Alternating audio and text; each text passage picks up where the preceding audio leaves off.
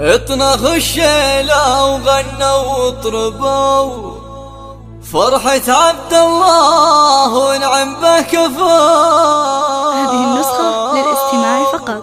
جميع الحقوق والنشر والتوزيع محفوظة. السمو قولوا الف مبروك يا شيخ الرجال.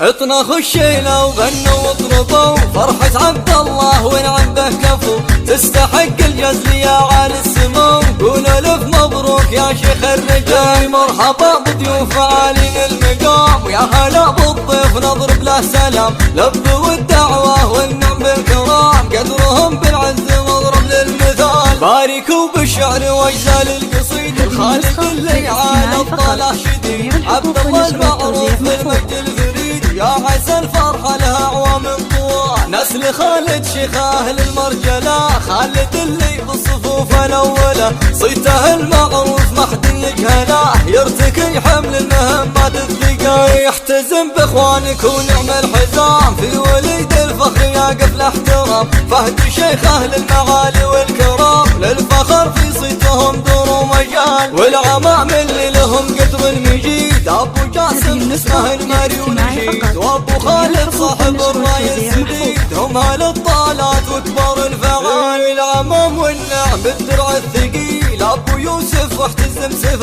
صقيل وابو ابراهيم له درع جليل سيرة بالمجد تشبه للجبال.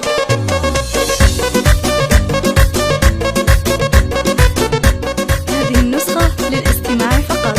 جميع الحقوق والنشر والتوزيع محفوظة. اطنخ الشيلة وغنوا واطربوا فرحة عبد الله ونعم به كفو تستحق الجزل يا عالي السمو قولوا الف مبروك يا شيخ الرجال. مرحبا بضيوف عالي المقام ويا هلا بالضيف نضرب له سلام لبوا الدعوة والنعم بالكرام قدرهم بالعز واضرب للمثال. باركوا بالشعر واجزال القصيد الخالد اللي عالى الطلع شديد عبد الله المعروف بالمجد الفريد يا عسى الفرحة لها أعوام طوال. نسل خالد شيخ أهل المرجلة خالد اللي بالصفوف الأولى صيته المعروف ما حد يجهله يرتكي حمل المهمات الثقال. يحتزم بإخوانك ونعم الحزام في وليد الفخر يقف الاحترام فهد شيخ أهل المعالي والكرام الفخر في صيتهم دور ومجال. والعمام اللي لهم قدر المجيد ابو جاسم اسمه الماري ونشيد وابو خالد صاحب الراي السديد هم اهل الطالات وكبار الفعال. العمام والنعم بالدرع الثقيل ابو يوسف واحتزم سيف صقيل وابو ابراهيم له درع